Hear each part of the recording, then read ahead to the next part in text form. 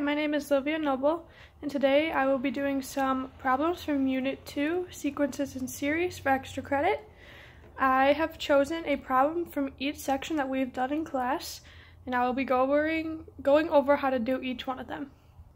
The first one is from section 11.1, and it's how to determine if a sequence diverges or converges, and this is problem 24.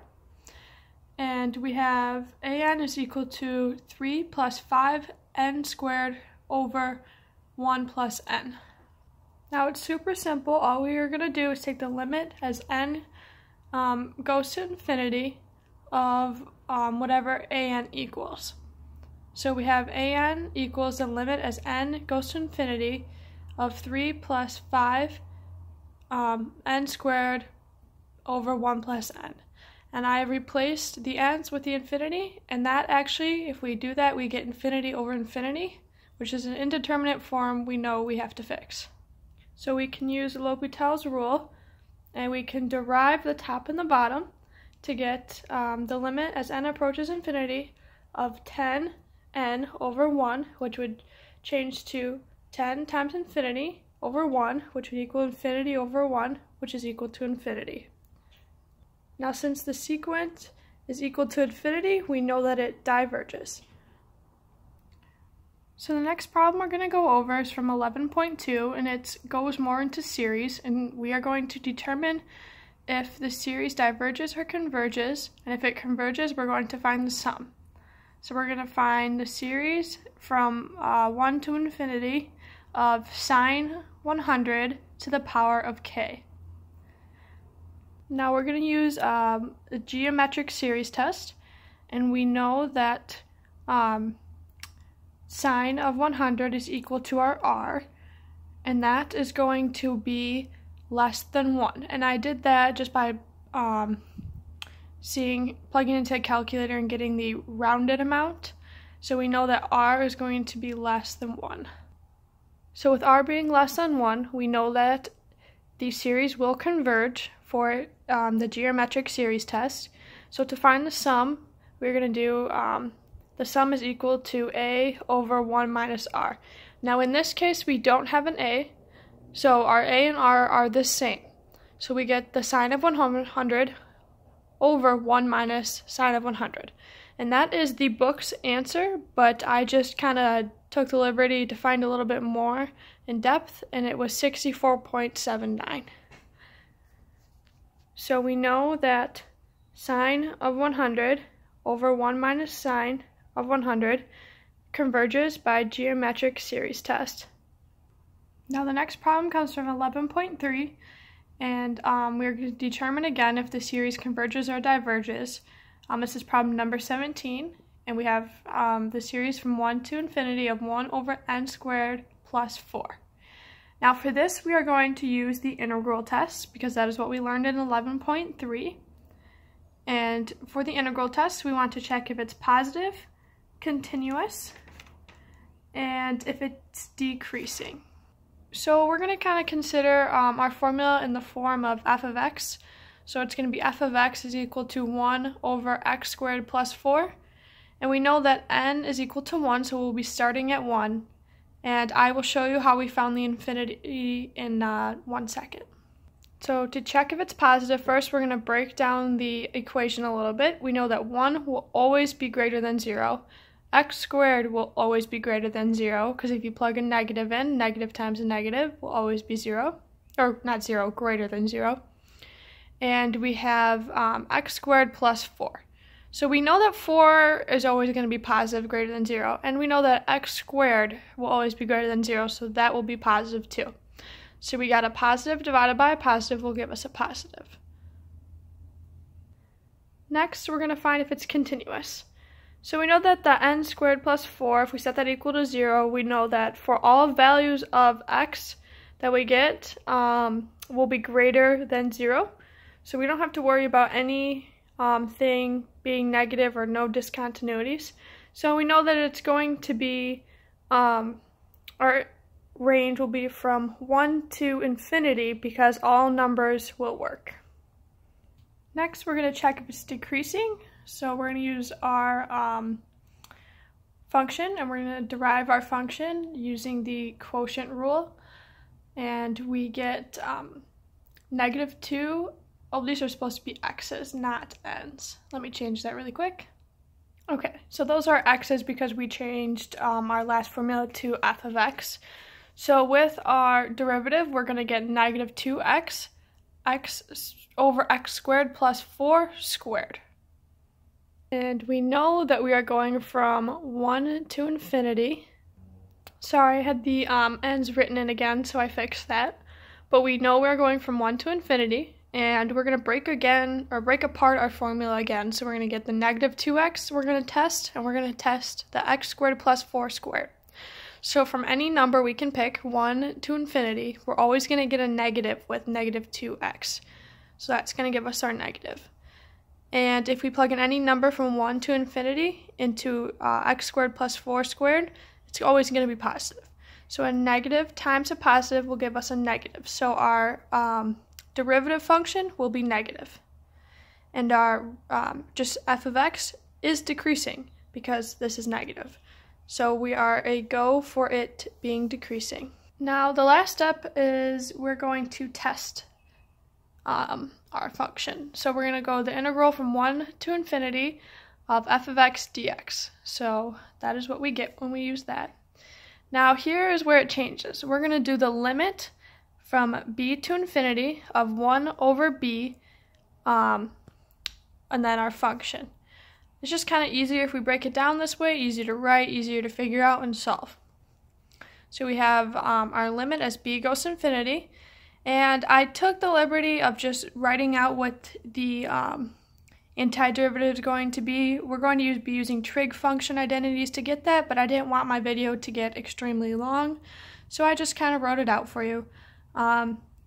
Helpful hint would try to, if you didn't know how to do that, would look up trig identities and deriving them and anti-deriving them. But so from here, we're going to do that, and we're going to go from b to 1. So here, I wrote it out, limit as b approaches infinity of a half arctangent, and then we have 1/2 of our b minus 1/2 arctangent, 1/2 times 1. Now here, we know that it's going to be convergent by integral test because we are going to approach 1 in this area, and this is going to give us some number. It is a decimal, but I didn't want to write it out to confuse you, so we're going to have approaching 1 minus some decimal. That's going to give us a number. So with the number, we get convergent by integral test. So our next set of problem is going to be from 11.4, and we're going to see if it's convergent or divergent. In 11.4, it talks about using the limit comparison test, so I picked a problem to show that. We're going to be using problem 3 as a series from 1 to 0 of 1 over n to the third plus 8. So what we do first is we try to find something we know first through this when we're using the limit comparison test. So we can do the series of 1 over n to the third, which we have right here. And we can use p series to find out that it is convergent, or maybe it is divergent in other cases. But here we know it's convergent because p is equal to 3 and that is greater than 1. So we know that it is convergent by the p series. Now with that, that will be considered our b of n. Our a of n is what we had originally. So we're going to take the limit as n approaches infinity of our a of n over b of n. And we get this right here. Now when you move that up and simplify it, it just becomes n to the third over n to the third plus 8. Now if we apply the limit here, we get infinity over infinity, which we know we cannot have. So we do L'Hopital's rule, and we derive what we add to get infinity over infinity again, which we have to do L'Hopital's rule again, derive to get infinity over infinity, only one more, don't worry.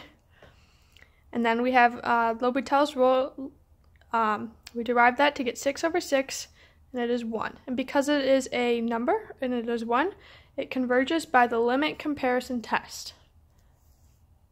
Now, if we would have got 0 or infinity, then it would be inconclusive.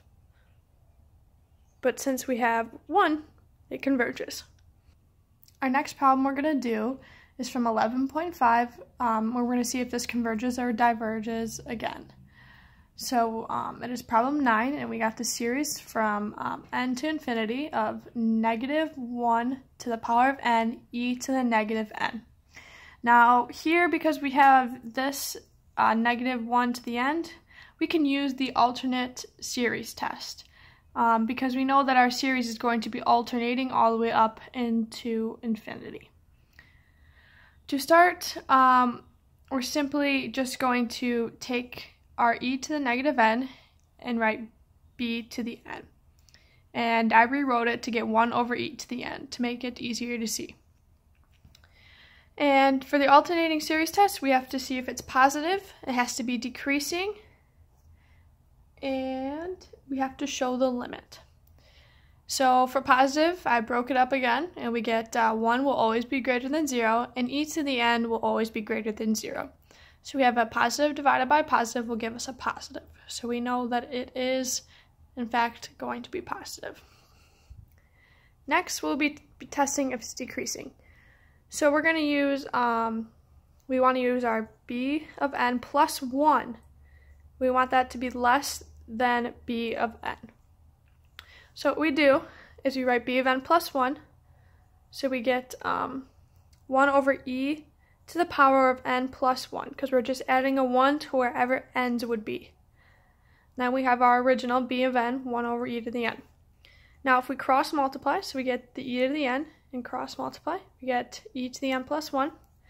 Now here we can just get rid of the e's because they are on both sides, so we get n is less than n plus 1.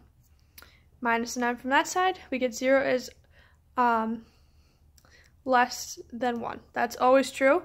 And this is the side our bn plus 1 was on, so bn is less than bn plus 1 is less than 1. So it is decreasing. Next, we want our limit as n approaches infinity of bn to equal 0. That's how we know it will converge, if it equals 0. Well, if all three things apply. But we want the limit to equal 0. So we have the limit of, as n approaches infinity, of 1 over e to the n, which will give us 1 over infinity. And we know that 1 over infinity is 0. So our problem converges by the alternating series test. Our last problem will be from 11.6, and again we're going to find if the series converges or diverges. In 11.6 we learned about root test and ratio test, so I'm going to do a problem using the root test.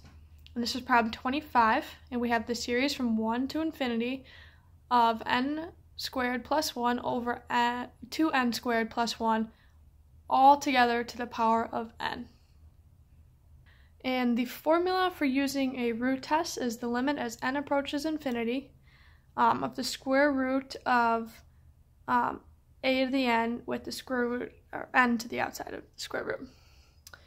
So I plugged everything in, and if you can see that we have this n on the inside and this n on the outside, this whole will just go away, and it will give us the limit as n approaches infinity of n squared plus 1 over 2n squared plus 1.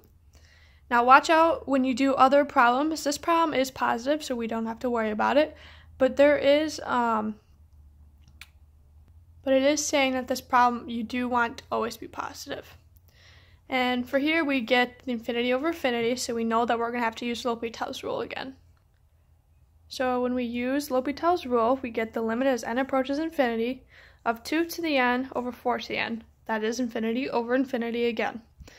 Then we get, we have to do L'Hopital's rule again. We get the limit as n approaches infinity over 2 over 4, which is 1/2. And the root test states that if it is less than 1, it will be convergent by the root test. And that is the end of today's video. I hope you can use these questions to help you study for future tests, and I hope you enjoyed.